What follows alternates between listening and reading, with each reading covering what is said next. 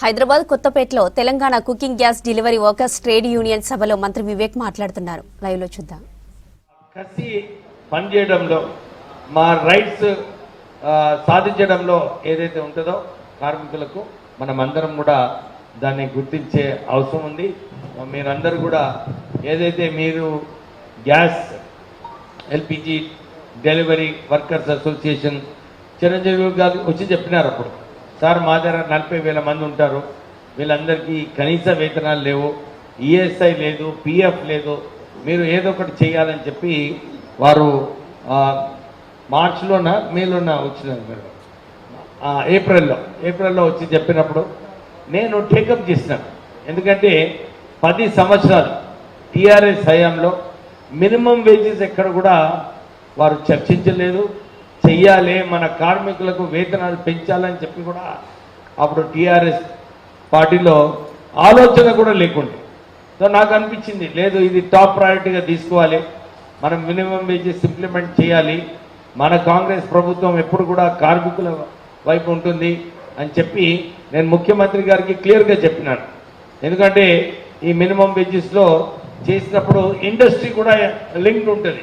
Industry వాళ్ళు చాలా చోట్ల కూడా వారు లేదు ఇంత చేస్తే మా ఇండస్ట్రీ నడవదు అని చెప్తూ ఉంటారు. ఇప్పుడే మన మధుబాయ్ గారు చెప్పారు, సార్ వెంకటస్వామి గారు కేంద్ర కార్మిక శాఖ మంత్రి వర్లు ఉన్నప్పుడు ప్రైవేట్ సెక్టర్లో పెన్షన్ ఇంట్రొడ్యూస్ చేయాలని చెప్పి ఆయన అన్ని చోట్ల మీటింగ్ పెట్టడం జరిగింది. కానీ నేను అప్పుడేమో ఇండస్ట్రీ అసోసియేషన్ ప్రెసిడెంట్ ఉంటే మా ఇండస్ట్రీస్ అందరు కూడా నా మీద వచ్చి ప్రెషర్ పెట్టినారు, సార్ ఇది పెన్షన్ అమలు చేస్తే మా ఇండస్ట్రీస్ అన్నీ కూడా మూతపడిపోతాయని చెప్తే మా నాన్నగారి దగ్గరికి పోయినా, ఇన్నసెంట్గా పోయి ఏదో ఇంటడు మా నాన్నగారు అని చెప్పి పోయి ఈ అంశం చెప్పినప్పుడు ఆయన ఒకటే విషయం అన్నాడు, you get out from here అని చెప్పినాడు. ఎందుకంటే కార్మికులకు మీరు ఇండస్ట్రియలిస్ట్ అందరు కూడా ఇప్పుడు ఆ జమానాలో అట్లుండే వారు అనుభవించింది, మీరందరూ కూడా రక్తం పీలుస్తారు, మనము మంచిగా చేయాలి ఏదన్నా కార్మికులకు అని చెప్పి వారు ఆ రోజు పెన్షన్ స్కీమ్ ఇప్పించడం జరిగింది. కేంద్రంలో అందరు కూడా కాకా పెన్షన్ స్కీమ్ అంటారు.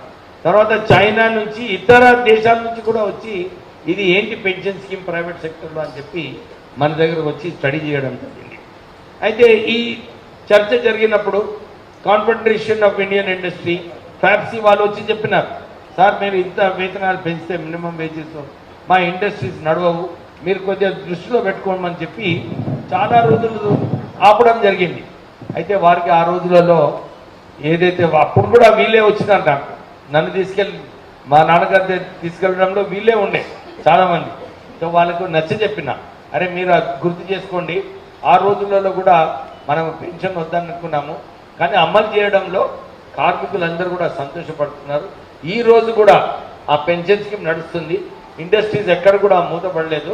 మనం మినిమం వేజెస్ ఇస్తే మనకే మంచిది, మనము మంచి ప్రొడక్టివిటీ తీసుకోవచ్చు, లేబర్ ఇంట్రెస్ట్ ఉండదు అని చెప్పి వాళ్ళందరికీ నచ్చ చెప్పి మనము మినిమం వేజెస్ అనౌన్స్ చేయడం జరిగింది. మినిమం వేజెస్ అనౌన్స్ చేసిన తర్వాత ఇప్పుడే మన సోదరుడు అంటున్నాడు, సార్ అమలు కావడం లేదు, దీనిలో మీరు చర్యలు తీసుకోవాలని చెప్పి మీరు ఏదైతే చెప్పినారో డెఫినెట్లీ నేను లేబర్ డిపార్ట్మెంట్ వారికి చెప్తాను, ఆదేశాలు ఇస్తాను. ఎందుకంటే ఇది అందరు కూడా అమలు చేయాలి. మినిమం వేజెస్ మన లేబర్స్కి కార్మికులకు ఇచ్చినప్పుడే కార్మికుల జీవితాలు, కార్మికుల కుటుంబాలు అన్నీ కూడా వాళ్ళ పిల్లలకు స్కూల్ పంపించడానికి, వారు మంచి భోజనాలు చేయడానికి, ఇవన్నిటికీ కూడా మినిమం వేజెస్ అవసరం. సో అది మా ప్రభుత్వం రెస్పాన్సిబిలిటీ కూడా. డెఫినెట్లీ త్వరలోనే మనం అన్ని చోట్ల కూడా 40,000 మందికి గ్యాస్ ఎల్పిజి డెలివరీ బాయ్స్ అందరికీ కూడా ఈ మినిమం వేజెస్ ఇంప్లిమెంట్ చేస్తామని చెప్పి మీకు భరోసా ఇప్పిస్తున్నాను. తర్వాత మీ డిమాండ్లో ఏదైతే ఉందో మీరు ఇప్పుడే అన్నారు ఈఎస్ఐ పిఎఫ్ అని, ఇది కూడా 1 by 1 చేద్దాం.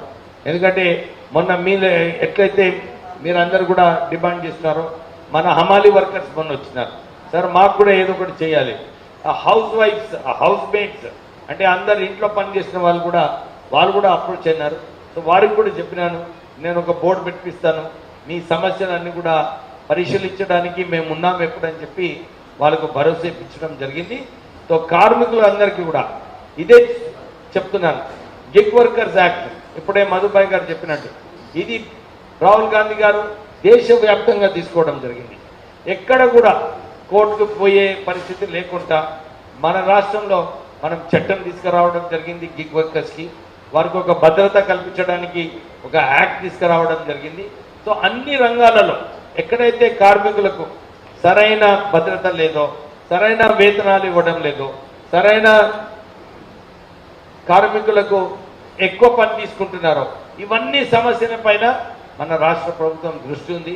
నేను అన్ని చోట్ల కూడా ఈ సమస్యలన్నీ కూడా ఎట్లా దీన్ని సాల్వ్ చేయాలని చెప్పి మేము ప్రయత్నం చేస్తున్నాము. ఇప్పుడే ఒక విషయం చెప్పిండు మన బతుపై లేబర్ డిపార్ట్మెంట్ చాలా చిన్నదని, కానీ నేను కూడా మంత్రి అయినప్పుడు నాకు చాలామంది వచ్చి అడిగినారు, సార్ ఏ పోర్ట్ఫోలియో కావాలి, ఏం చేస్తావు నువ్వు అని చెప్పి అడిగినారు. అయితే నేను వారికి ఒకటే విషయం చెప్పాను, నాకు ఏ పోర్ట్ఫోలియో ఇచ్చినా కానీ నేను ఆ పోర్ట్ఫోలియోలో మంచిగా పనిచేసి ఒక పేరు సంపాదించుకోవాలని చెప్పి నేను ఆ రోజులలో చెప్పడం జరిగింది. అయితే నేను మంత్రి అయిన తర్వాత ముఖ్యమంత్రి గారు ఏదైతే ఒక ఆలోచన మంచి ఆలోచన ఉందో మనం అడ్వాన్స్ టెక్నాలజీ సెంటర్స్ మనం స్థాపిస్తాము, రాష్ట్ర వ్యాప్తంగా స్థాపించి మన పిల్లలకు మంచి స్కిల్డ్ మ్యాన్ పవర్, కార్మికుల రంగంలో మంచి స్కిల్డ్ మ్యాన్ పవర్ చేసినప్పుడు వీళ్ళకు మంచి ఉద్యోగాలు వస్తాయి, మంచి జీతాలు వస్తాయి. మనం దీంట్లో ఒక దృష్టి పెట్టాలని చెప్పి నాకు చెప్పడం జరిగింది. సో ఈ లాస్ట్ 1 ఇయర్లో రాష్ట్ర వ్యాప్తంగా అన్ని చోట్ల కూడా 60 ఐటీఐస్ నేను 10 సంవత్సరాలు టీఆర్ఎస్ ప్రభుత్వం ఒక్క పైసా కూడా ఐటీఐస్లో ఇన్వెస్ట్ చేయలేదు. కానీ మన కాంగ్రెస్ ప్రభుత్వం వచ్చిన తర్వాత సుమారు 4,000 కోట్ల రూపాయలు సిఎస్ఆర్లో టాటా టెక్నాలజీస్ నుంచి తీసుకొచ్చి ఈ ఐటీఐ సెంటర్స్ అన్ని కూడా అడ్వాన్స్ టెక్నాలజీ సెంటర్స్ చేయడం జరిగింది. నేను నిన్న కూడా పాలిటెక్నిక్స్కి కూడా నువ్వే చూడాలి అని చెప్పి ముఖ్యమంత్రి గారు దీన్ని టెక్నికల్ ఎడ్యుకేషన్ నుంచి మా కార్మిక శాఖ మంత్రికి ట్రాన్స్ఫర్ చేయడం జరిగింది. సో ఈ నిన్న మీరు చూస్తున్నారు లాస్ట్ 2-3 రోజుల నుంచి కొంచెం ఆందోళన ఉంది మన విద్యార్థులు ఉన్నది, మన టీచర్స్లో కూడా. నేను వారికి నచ్చ చెప్పినాను, మీకు ఏదైతే ఇప్పుడున్నారో మీరు టెక్నికల్ ఎడ్యుకేషన్ మినిస్ట్రీలో ఉన్నారో ఈ చేంజెస్ వచ్చిన తర్వాత, ఎందుకంటే కార్మిక శాఖ మంత్రి నుంచి మా మంత్రాలయం నుంచి 600 కోట్ల రూపాయలు మేము మన ఈ టెక్నికల్ ఎడ్యుకేషన్ పాలిటెక్నిక్స్కి ఇచ్చి ఈ పాలిటెక్నిక్స్కి కూడా మంచి ల్యాబ్ ఫెసిలిటీస్, స్టూడెంట్స్కి స్టైఫండ్ 2,000 రూపాయలు ట్రైనింగ్ పీరియడ్లో ఇప్పించడము, ఇవన్నీ కూడా ఇప్పిస్తే మంచి ఉద్యోగాలు రావాలని చెప్పి ఆ ఆలోచనతోని ఈ కొత్త యాక్ట్ తీసుకురావడం జరిగింది. కానీ చాలామంది వారికి తప్పుదారులు తప్పుడు ప్రచారాలు చేస్తున్నారు.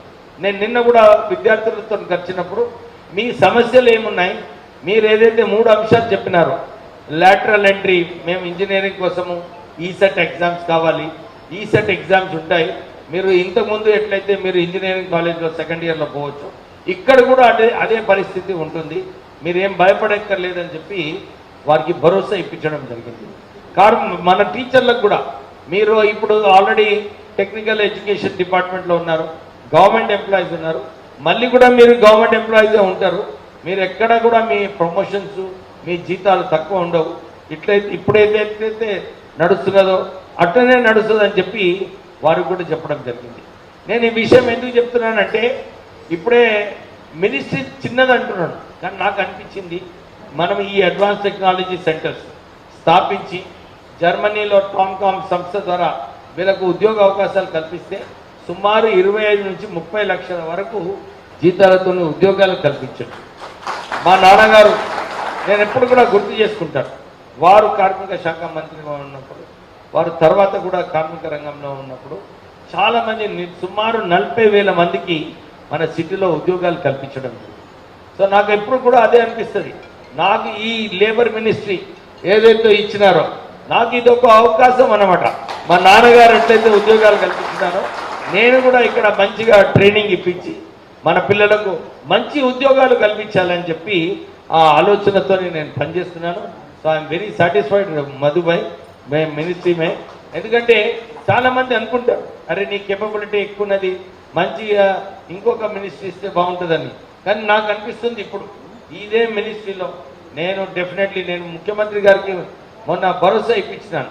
ఒక్క సంవత్సరంలో ఈ మినిస్ట్రీని ట్రాన్స్ఫార్మ్ చేసి ఉద్యోగ అవకాశాలు కల్పించి మన తెలంగాణ పిల్లలకు మనం కాంగ్రెస్ పార్టీ ఏదైతే మాట ఇచ్చిందో 2 లక్షల ఉద్యోగాలు కల్పిస్తామని చెప్పి మన మినిస్ట్రీ ద్వారా ఇప్పుడు ఆల్రెడీ సుమారు 1,00,000 ఉద్యోగాలు ఆల్రెడీ స్టేట్ గవర్నమెంట్ ద్వారా కలగడం జరిగింది.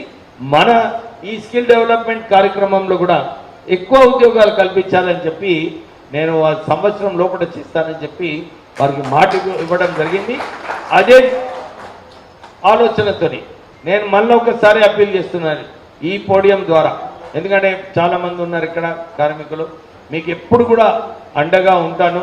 మీ సమస్యలన్నీ కూడా అర్థం చేసుకొని డెఫినెట్లీ ఎవరికైతే నచ్చ చెప్పాలో వారికి నచ్చ చెప్పి మీకు మీ సమస్యలన్నీ కూడా పరిష్కరిస్తానని చెప్పి మళ్ళొకసారి కార్మికులకు అందరికీ కూడా భరోసా ఇప్పిస్తూ నాకు ఈ అవకాశం ఏదైతే వచ్చిందో లేబర్ మినిస్ట్రీలో మినిమం వేజెస్ ఇంప్లిమెంట్ చేయడానికి నేను నిజంగానే కాంగ్రెస్ పార్టీకి నేను కృతజ్ఞతలు చెప్తూ ముగిస్తున్నాను.